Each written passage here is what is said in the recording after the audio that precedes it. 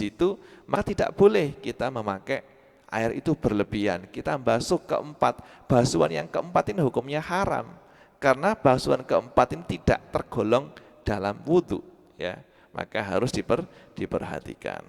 Kemudian hal yang dimakruhkan berikutnya adalah minta tolong kepada orang lain untuk mewudhui.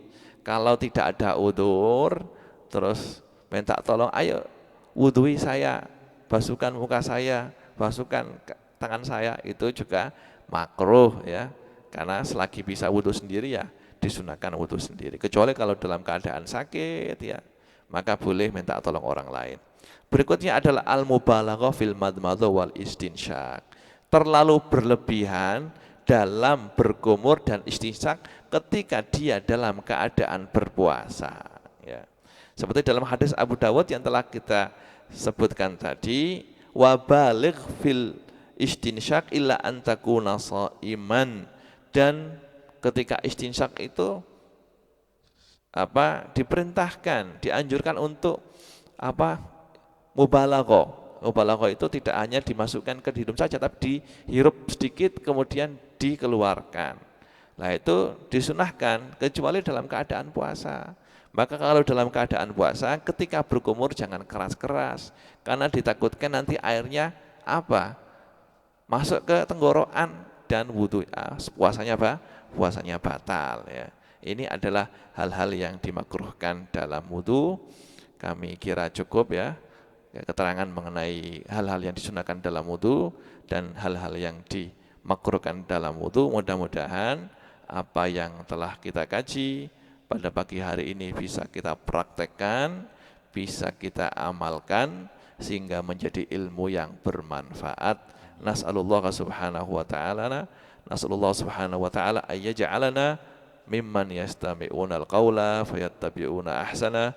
Wa sallallahu ala sayyidina Muhammadin wa ala alihi wa sahbihi wasallam walhamdulillahi rabbil alamin.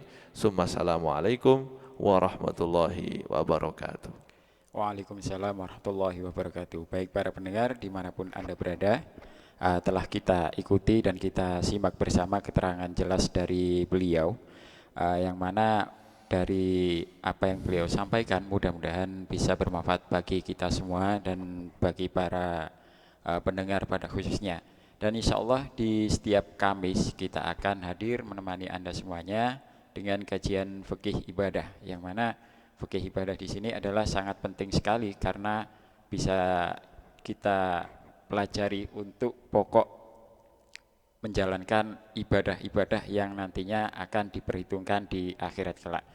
Ada sedikit pertanyaan ini Ustadz, mengenai kesunahan wudhu tadi, diantaranya adalah dari sahabat yang bertanya melalui pesan masuk ini, bagaimana hukumnya apabila seseorang tersebut berwudu kemudian di tengah-tengah wudunya airnya habis, sehingga sebelum sempurna wudunya dia mencari air di tempat lain namun dengan air yang sedikit.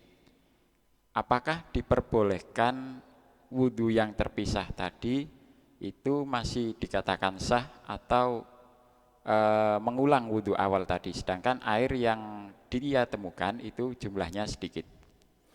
Terima kasih. Jadi kalau misalnya dia wudhu, terus tengah-tengah wudhu air di kran itu habis, ya, karena misalnya setelah membasuh muka, membasuh kedua tangan, sebelum mengusap kepala dan membasuh kaki airnya sudah habis, maka kemudian dia mencari air, ya, otomatis mungkin mencari air itu dalam jangka waktu yang lama, 5 menit, 10 menit baru menemukan air, kemudian meneruskan wudhunya, maka tidak usah memulai wudhu baru.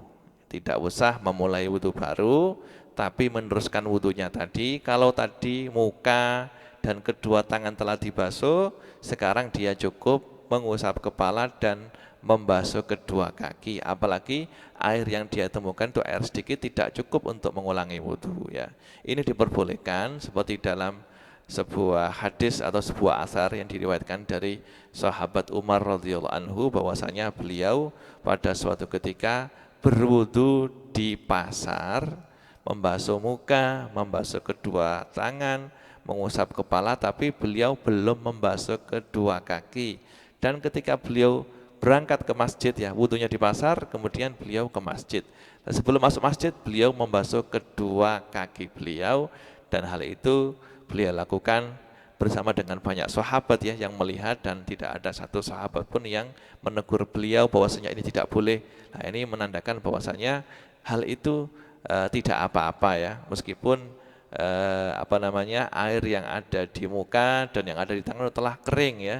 Jadi mualah itu hukumnya adalah sunnah dengan hadis tersebut. Jadi seperti yang ditanyakan oleh penanya itu tidak apa-apa.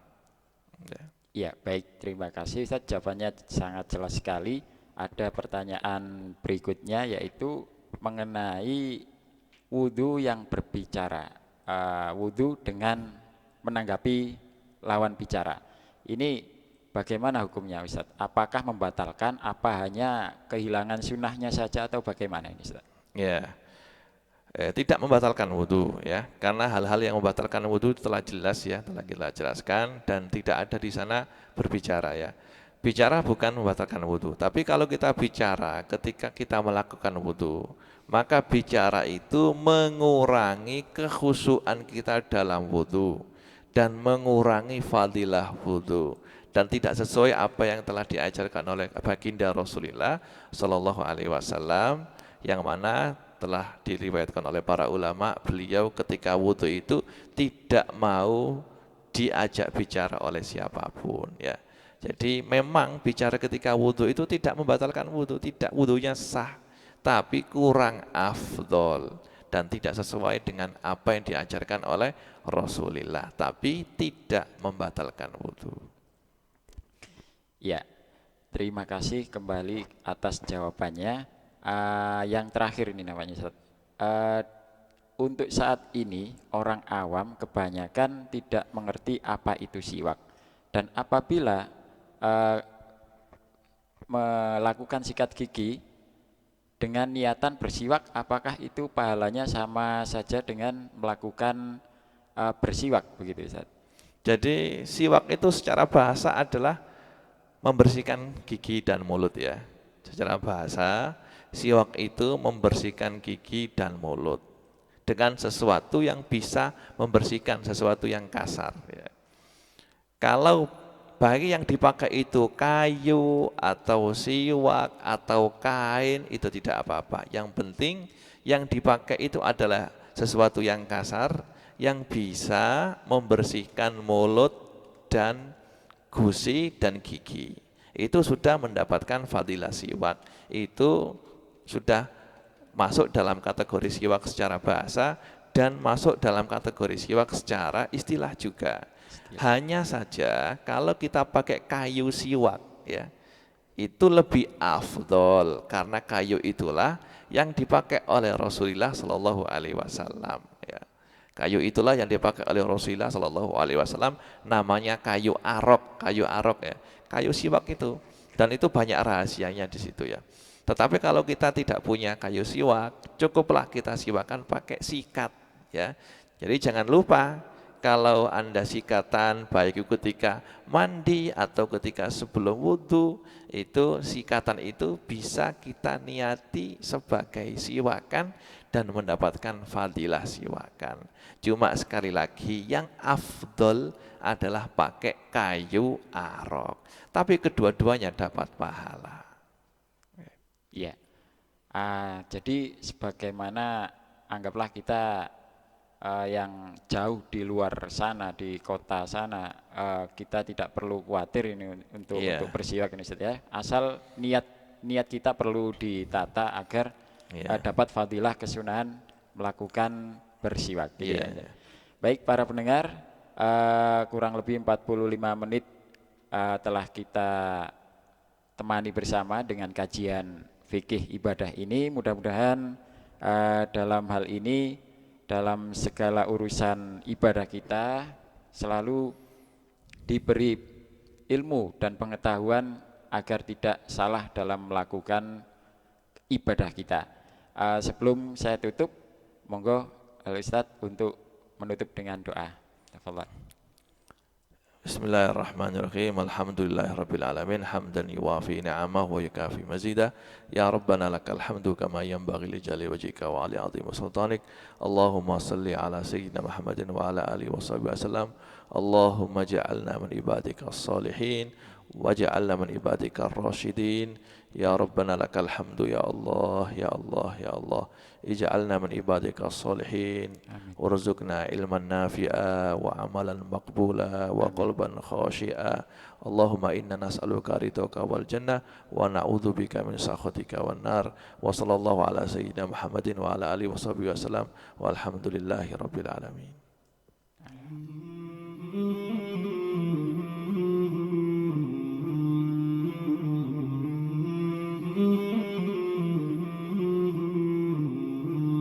مولاي صل وسلم دائما أبدا على حبيبك خير الخلق كلهم.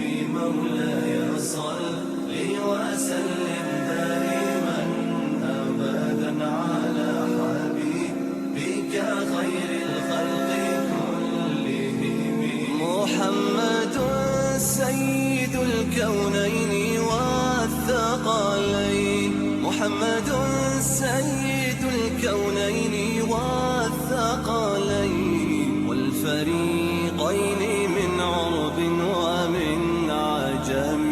مولاي صل وسلم دائما أبدا على حبيبك خير الخلق كلهم. مولاي صل وسلم دائما أبدا على حبيبك خير الخلق كلهم. أوذيت في الله لم تهزم ولم تهني. أوذيت في الله لم تهزم ولم تهني حتى غادت أمة الإسلام في النجوم. مولاي صل وسلم دائما أبدا على حبيبك خير الخلق كلهم. مولاي صل وسلم دائما أبدا على حبيبك خير الخلق كلهم. حبيب الله رسول الله إمام المرسلين. حبيب الله رسول الله إمام المرسلين. سريت من حرم ليلا إلى